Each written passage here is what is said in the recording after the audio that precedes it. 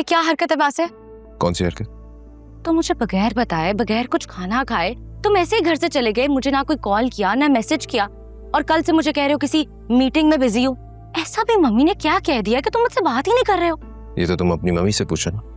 मैं तुमसे पूछ रही हूँ, तुम मुझे बताओ कि क्या बात है। उन्होंने फिर से वही बात की है। वो चाहती हैं कि मैं तुमसे शादी कर लूं। मुझे ये बात बिल्कुल भी अच्छी नहीं लगी। बस इतनी सी बात थी। तुम्हें पता है वो आजकल बीमार हैं, ओवर इमोशनल हो गई हैं। तुम उनको इग्नोर कर देते, या फिर तुम इग्नोर नहीं कर सके। तुम भी वही बात कर रही हो फरिया। हाँ, जरा मेरी जगह खुद को रख कर देखो ना। अगर तुम अरसलान के साथ एक हैप्पी रिलेशन में होती तो क्या मेरे कहने पे उसे छोड़ देती? नहीं ना, बल्कि तुम मुझे उल्टा बातें सुनाती कि किस तरह एक शादीशुदा औरत को वरगला रहा हो।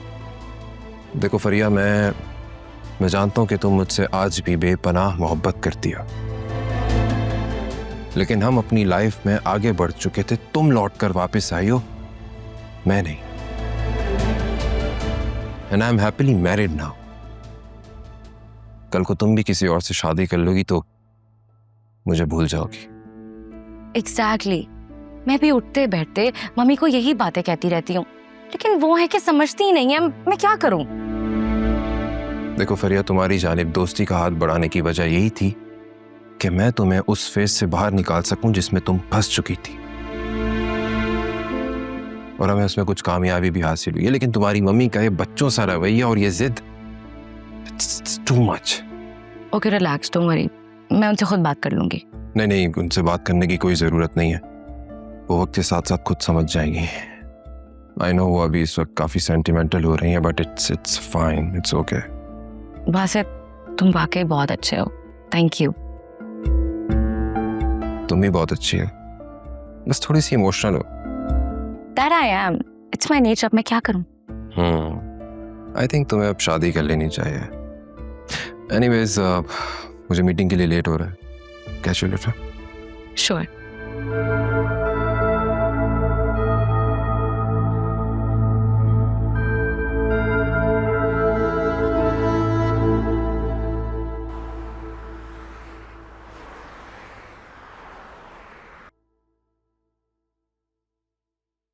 तुम्हारे वालिदैन कहाँ हैं? वो क्यों नहीं आए? वो असल में कल ही मेरी बहन की शादी हुई है ना, तो वो लोग वहाँ बिजी। तो साफ साफ कहो ना कि उन्होंने इनकार ही कर दिया आने से। नहीं आंटी, ऐसी कोई बात नहीं है। अब बस वो ये चाहते हैं कि अभी एक और बहन के फर्ज से फारिग हो जाएं, और उसके बाद। तो यानी कि तुम यहाँ अकेले रिश्ता लेने आ गए? शादी को गुड्डे गुड़िया का खेल समझ रखा है क्या तुमने? वो असल में मैं और जुनैरा एक दूसरे को पसंद करते हैं और शादी करना चाहते हैं।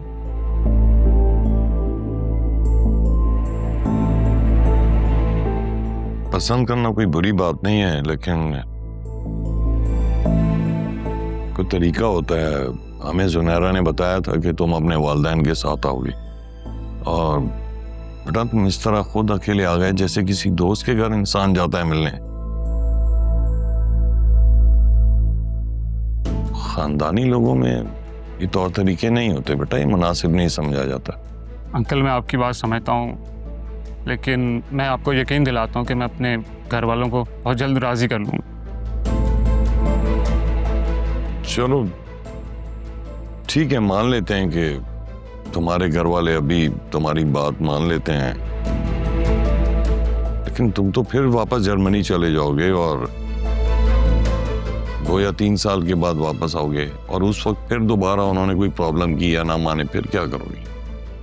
और इस बात की क्या गारंटी है कि वहां सेटल होने के लिए तुम किसी नेशनैलिटी होल्डर से वहां शादी नहीं कर लोगे? वैसे भी खुद स्टूडेंट वीजे पे हो, कल कला को अगर तुम्हें वहां वर्क परमिट ना मिला फिर क्या करोगे?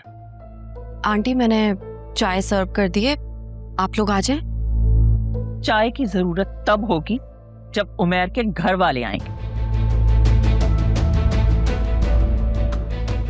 हम खानदानी लोग हैं, हमारे यहाँ रिश्ते की बातें इस तरह नहीं हुआ करती। मगर आंटी। तुम चुप करो, ये हमारे घर का मामला है।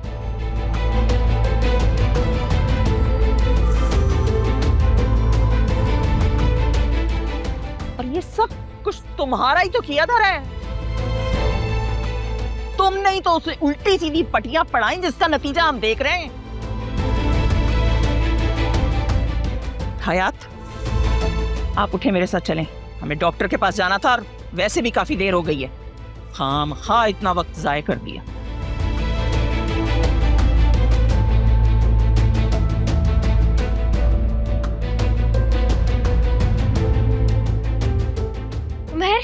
उमर रुको, मेरी बात तो सुनो।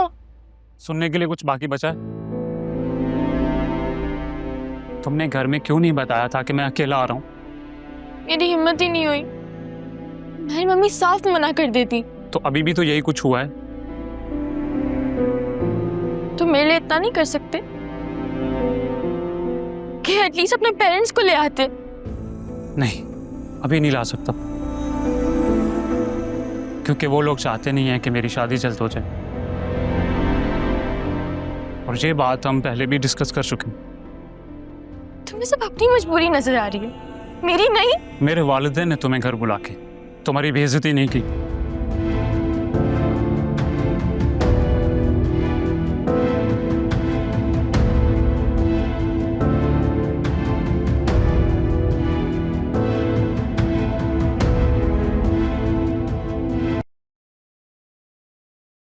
तुम ठीक हो ना? हाँ मैं ठीक हूँ, तुम कैसी? शुक्र है तुम्हारे भाई को तुम पे तरस तो आया। उसको क्या तरस आना, वो तो अम्मी को कॉल की, रोया, गिड़गिड़ाया, तब जाके भाई ने जमानत के पैसे भरे। उन्होंने तो कहा है कि हमारा उससे अब कोई ताल्लुक नहीं। और एक तो सबके सर पे जोया की अपना दिला भूत पता नहीं कि उस हमारे भाड़ में जाए साथ। छोड़ो, बस पैसे आ जाए, हम किसी नए शहर में अपनी नई जिंदगी गुजारेंगे। चलो मैं यहाँ से तुझे। हाँ चलो।